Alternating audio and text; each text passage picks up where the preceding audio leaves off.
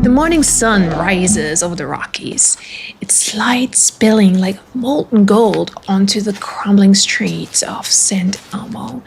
There is a stillness here, but not the kind that feels empty. It's the kind that's alive, humming with unseen energy. And as we step forward, every crunch of gravel under our boots just feel like an intrusion. The air carries the sharp bite of pine and the faintest trace of rain, and the old wooden buildings, weathered and stoic, seem to whisper stories of a world that's long gone. And I can't even explain it, but being there in my head just does something to you. It pulls at something deep inside, a memory, like a feeling or a question you didn't even realize you had. And then, as we turn around the corner, just imagine seeing her. Annabelle Stark. They all left, every last one of them. They said there was nothing left there for them after the mines dried up. Gold gone, people gone, that was that. But I stayed. I mean, why wouldn't I? This is my home. Saint Elmo ain't just a place. It's everything I know, everything I ever was. It's where my family worked their fingers to the bone, where my brother Tony and I scraped by after my parents passed. The town may look like a ghost town now, but to me, it's still alive. Every building, every creak of the floorboards, it always whispers of what used to be. And I don't let that fade. I remember when the trains rolled in and out, bringing men chasing the lure of gold. They were so full of noise, energy, and promise. The street used to be crowded, the air heavy with the sound of miners' boots and the clang of tools. And me? I was just a girl back then, peering out the window of the Home Comfort Hotel, watching it all. My family ran the hotel and the general store. If you came through St. Elmo, you had to come through us. But that didn't last long, did it? When the veins dried up, so did everyone's spirit. Just the name feels kind of heavy with, meaning, doesn't it? Her story is just one of those that clings to the air here and woven into the fabric of the town. I just can see her so clearly in my mind, and her figure just strong and steady against the backdrop of these rugged mountains. Her shotgun just as much a part of her as the ground that she's walking on. It's just so easy to admire her strength, but harder to ignore the sorrow in her gaze. So what must it have been like for her to stand here day after day, knowing that everything she loved had just slipped away? So that thought actually kind of stays with me, right? As I walk through the streets, in my mind, I look at the weatherboards of the general store, the peeling paint of the hotel, and I cannot help but wonder, what would it take to stay? To hold on to a town that just had already been crumbled. Around you, could you do it? Could anyone? Or was Annabelle maybe just the kind of person who knew no other way, who carried love and loyalty so fiercely in her heart that leaving was never an option? One by one, they packed up, leaving behind empty homes, broken dreams, and dust-covered bottles in a saloon. There was over 50 years ago. People said I was crazy to stay, and maybe I am, but St. Elmo? It wasn't just a town. It was everything I had, and no way in hell was I letting it rot without me. Oh, they called me names. Dirty Annie. Said I was bitter. Said I wouldn't let go of something that was long gone. They didn't know the town like I did. They didn't feel its heartbeat like I could. Tony and I kept the store running, though it was kind of mostly for us by then. I would sweep the porches, holler at anyone I didn't recognize, keeping the rusted gates in order. Sure, the tourists starting coming later, gawking and laughing, but even they didn't bother me none. St. Elmo's mine, always has been and always will be. Well, people don't stay loyal anymore. Not to places, not to each other. But I'm not like that. I don't care if Saint Elmo is a ghost town now. It's just me and Tony. As long as I'm breathing, it's not dead. To me, Saint Elmo isn't just a town, it's a memory, it's a legacy, and it's my home.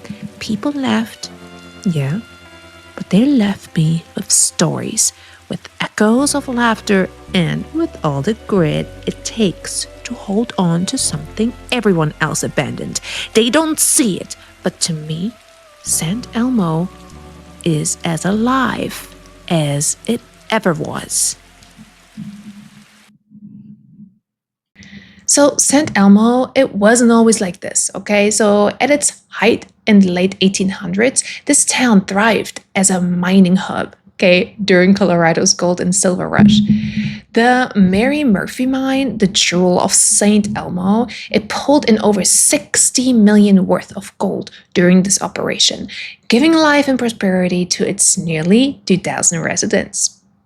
The train arrived daily, its rhythmic clatter a lifeline that brought just supplies, miners, and connection to the bustling outside world. The sharp whistle of its arrival echoed through the canyon, and opportunity, I can literally imagine it. The streets were alive with purpose back then. Children's laughter just it rang out as they just raced down wooden boardwalks and their shoes just scuffing against, well, trodden planks. Saloons spilled piano melodies into the crisp mountain of air, and their warm lights and clinking glasses, a beacon of just camaraderie. At the end of long work days, the general store, run by Annabelle's family, was the heart of the town. Yes, shelves stocked up to the bolts of fabric, jars and preserves, tools, and daily essentials just reflected a place of brimming with life and hope. And neighbors, they leaned on another, okay, sharing news and just lending a hand during bitter winters. The train's last whistle sounded in 1922, a mournful event to prosperity. One by one, families packed their belongings and they just left. So their footsteps just echoing as they disappeared into the horizon. By the mid-20th century, this town was nearly deserted. And in 1952, the closing of the post office, that just marked its official death. So, except that St. Elmo, it didn't kind of die completely. It kind of lingered, suspended between life and the memory, kept alive by the echoes of its past, and by Annabelle Stark. She stayed, while others fled, her loyalty to the town an unyielding force, but her devotion didn't fade quietly into history.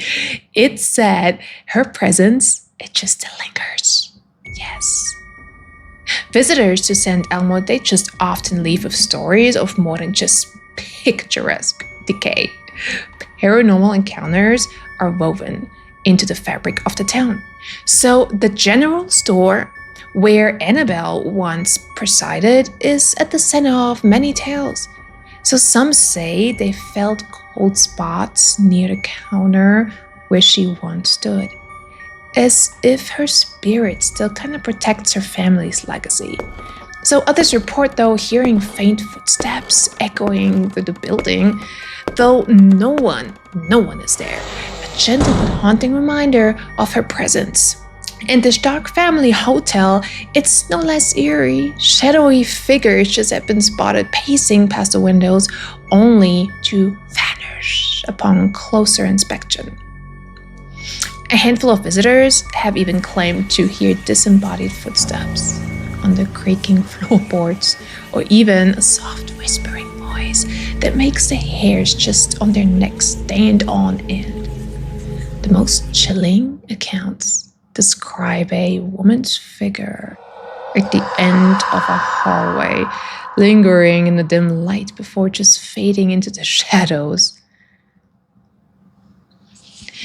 And then, there is a phantom train whistle. Yes, late at night under a canopy of stars, some swear they heard its mournful sound slicing through the silence. It's a noise that hasn't been real for over a century, but its echoes seem to carry the weight of St. Elmo's past. Could it be Annabelle? Summoning the memories of the town she refused to leave. Now, looking at this video, right? So Saint Elmo, it's possible not to feel the presence of its history and its mystery. The general store, okay, it still stands. Its wooden sign creaky faintly in the wind, and the saloons are empty. Their once bright interiors, now faded and just dust covered. The train tracks are long gone, but you can almost hear that just ghostly whistle echoing through the valley. This place, though, crumbling, it feels alive. And if you ever come here, okay, I think you'll feel it too. The beauty of St. Elmo, it isn't just in its picturesque setting or its well-preserved buildings. It is in the stories it holds, the lives that were lived here, and the haunting, aching presence of Annabelle Stark. She didn't just live in St. Elmo. She was St. Elmo. And as long as the story is told, this town will never be truly forgotten.